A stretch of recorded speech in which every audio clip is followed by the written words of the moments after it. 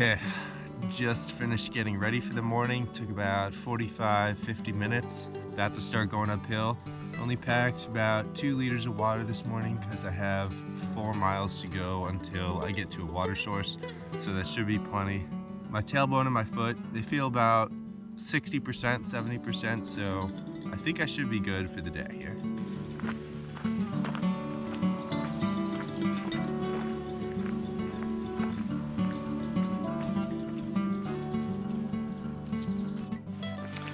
It's a beautiful morning out. It's probably about 65 degrees, and I just passed through that campsite that I didn't quite make it to last night. The rest of the hike, the 0.8 miles there, was actually pretty easy, so I probably could have made it, but I'm happy with where I slept. Just hiking up the street now, another half mile before we get back on the trail. Got beautiful views. It's gonna be a lovely day. Okay, after I turn this next corner up here, it looks like this might be the steepest part of the trek so far. It's about a mile with a lot of elevation gain. I've already been going up for about 10 minutes since that campsite. Let's see what's around the corner. The steep hike begins. Let's go. About a quarter of the way up this steep hike here. Here's a shot of what it looks like. And here's the land of Israel. If you can see here in the far distance, there's actually a snow-peaked mountain. And let's see, that's east, so that's north. So that could be Mount Hebron, which is on the border with Israel and Syria. I believe the peak is about 9,000 feet.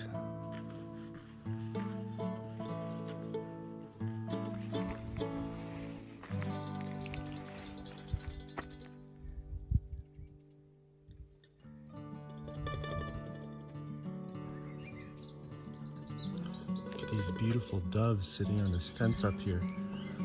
I know you can't really see in the video, but they are beautifully colored. And wow, this fence that they were sitting on is actually some kind of huge cave. Holy cow.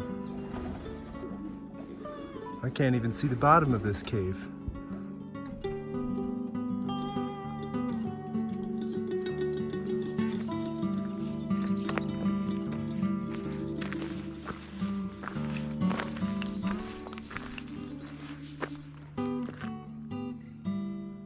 Came upon a small agricultural village. They've got quite the view, I must say. Let's see what other things they are growing here. It looks like they're growing grapevines for wine. Wine and grapevines are very popular in the north of Israel. The Galilee wine is famous in the region. And this appears to be a small olive grove that's getting started. This actually could all be just 1 or 2 people's farm here. These olive trees probably take a while until they're gonna fruit. There's a famous quote in Judaism: "Plant trees for whose fruit you will never see born."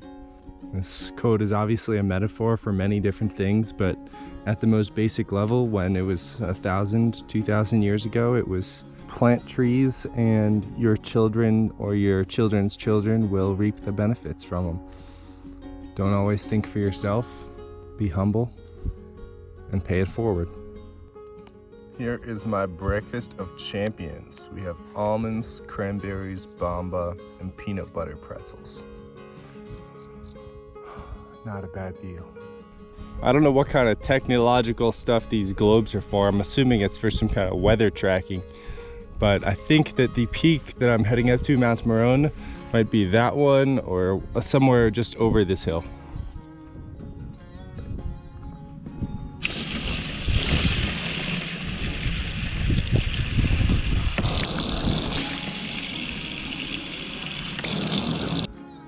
Made it to a nice little park with a bunch of seating and hangout spots. I think it's just for this town. Not even sure it actually has a big view of the vista, but as I've gotten closer, I see that that those globes up there must be some kind of satellite, not satellite, but some kind of detectors, because directly next to the detector there is a large rocket launcher, missile launcher.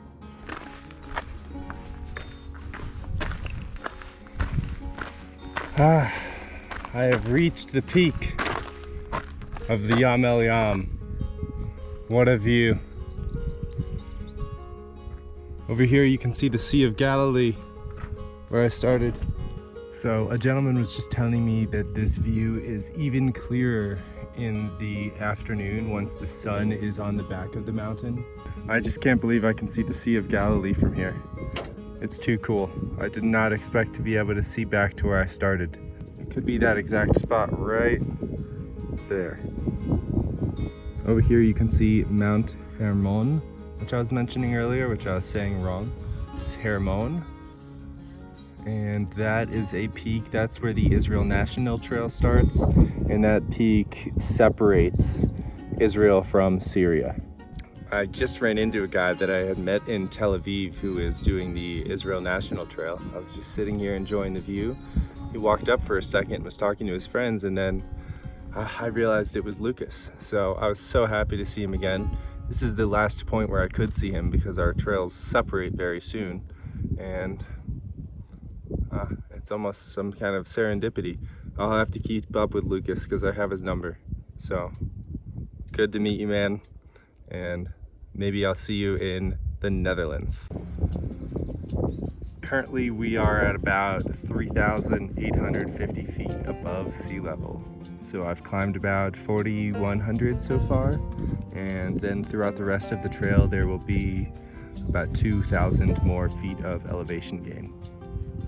So from here on out, for most of the trail, despite a few little climbs up, it is going to be all downhill.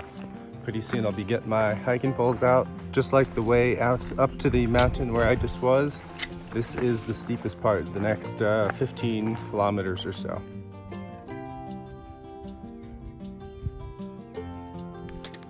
In the last 100 meters, two different families gave me some food. One gave me a slice of apple, and then this I forget the name of it. It's like dough covered meat. Meat covered dough? Meat covered, I don't know, but it's delicious. And then the second family just gave me some matzah, sent me on my way. It's always fun to talk to them.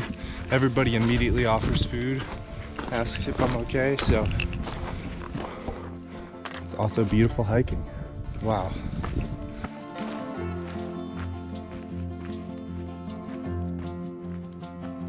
Wow, looks like there's actually another spring here. Let's go check it out.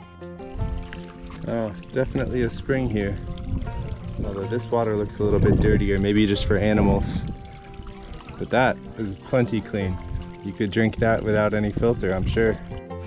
Here is yet another spring coming out of this, I don't know, whole thing built for it.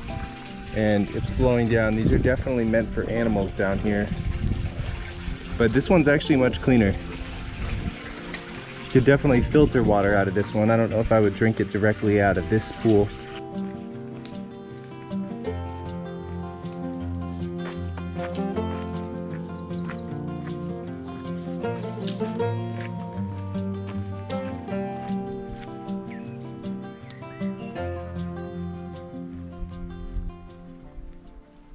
Well, I've been at camp for about 30 minutes now. It's an okay spot. It's kind of like a KOA in America, I guess you'd call it, but I found out that all or almost all the campgrounds in Israel are free. So this one is, the one yesterday would have been a lot better to stay at for free. This one's kind of next to a highway, although it's kind of a side road, so I think it'll quiet down at nighttime. There's two other families here, and it seems pretty safe.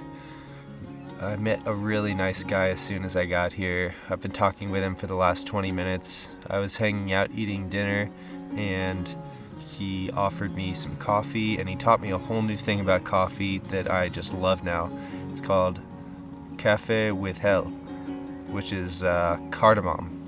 And they grind up the cardamom in the coffee. Apparently it's a very popular thing here. I think he might have said it was Arab, although I might have mistranslated that from him. And I will be ordering this again before I leave Israel for sure. It's almost like a chai flavor added into the coffee. It adds a whole new dimension, and it was amazing. Anyways, this guy was so nice to me. He's been all over the world. He's a software developer, and he's been to Africa, Asia, Europe, America. So we just had a lot to chat about. He told me all about his life. I probably talked his ear off too. And now I'm in the tent. I'm about to get set up for the night. I'm pretty tired from today, although I could have done a couple more miles. There wasn't any campsites ahead. So I have 20 miles left to do tomorrow. Not sure if that's possible or feasible. I might end up having to extend this trip by a day, get to Achziv on Monday in mid-morning. Wouldn't be the end of the world, although I would need to move around some hostels and stuff that I have booked. Overall, while today had some really great vistas when I was at the peak, the summit, it wasn't quite as pretty as the first day. The first day was filled with huge fields of flowers and epic valleys and crazy columns and caves, and today really just had some valleys but not quite as many flowers, and the water was like a little bit green and algae, but I saw a lot of cows today, which was really cool. And those vistas, I could see the Kinneret on one side, I could see Mount Hermon on the other, and tomorrow hopefully I'll get to see the Mediterranean. If not make it there, I will see it from some view. Overall, I would give this trip so far a 10 out of 10. This trail does not play around. It's been hard. There's been highs, there's been lows, like when I fell, but the views have all been so worth it. And the smells of the flowers, all the different types of flowers. And today I got to see a bunch of new ones that I didn't see the first day.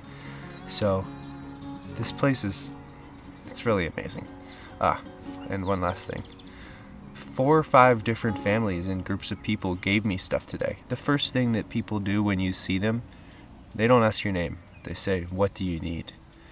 And that's just been my biggest takeaway from this trip. The willingness, these people have gone through so much, and the first thing that they think of is, what can I give you? Maybe that's why they've made it so long. I think tomorrow is going to be just as amazing because I hear that there's a lot of water.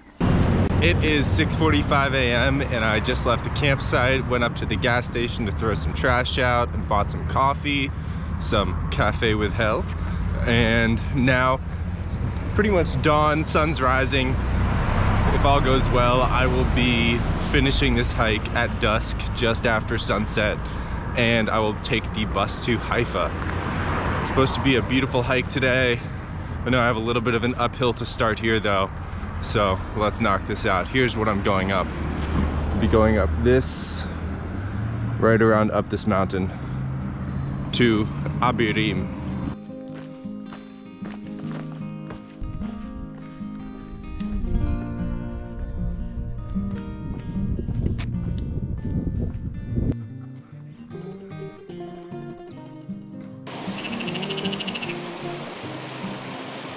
We just got to take a dip in this water, and there's going to be many more river crossings throughout the day today, so I think we're going to go in again, especially as it gets hotter out.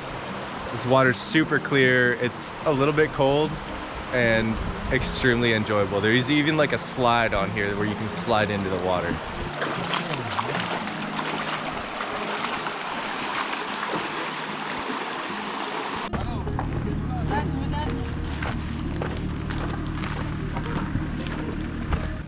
We made it past the river, and now we just have 5 miles or so to go until the Mediterranean. I think we'll be coming up to a gas station in about a mile, which is great because I need water.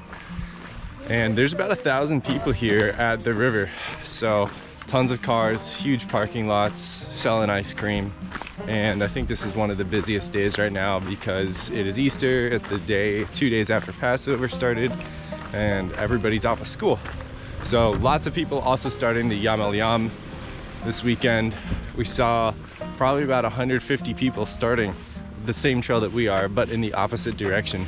I don't know why the trail's not as popular in the direction that we went, because it seems more logical to me, at least, to go from the small sea to the bigger sea and end at the Mediterranean. Okay, we're exiting the overflow parking lot, and the cars are just backed up down the road in both directions here. We are coming through some agricultural plantations to finish off our hike here. After all that traffic, we just kept running into more people starting the trail. And here's a shot of them. They covered the bananas as they start to grow, so they don't get damaged at all. We just went through about 3 miles of those banana plantations. It was a punishing and endless finish to this trip. And then we came out to a gas station. It's a little bit weird right now because of Passover. There's not bread anywhere. There was some flourless pitas there that were really expensive, and there's no beer, unfortunately. We are walking up to the beach right now, Achziv Beach, and we should be about 0.2 miles away.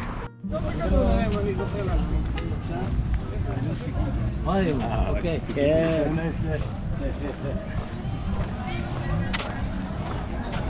Made it to the beach of Achziv. Thought I was gonna camp here tonight, but it's a little bit hard to find a good camping site that we don't have to pay for. So I think I'm just gonna take up my hostel in Haifa instead. It's about an hour bus ride down and a train ride. So enjoy the beach here for a few minutes. Had some hummus and pita and a beer, even though it's Passover. And the pita was not actual bread though. And now I'm gonna head out. Thank you for joining me on this journey of the Yam to Yam, sea to sea trip.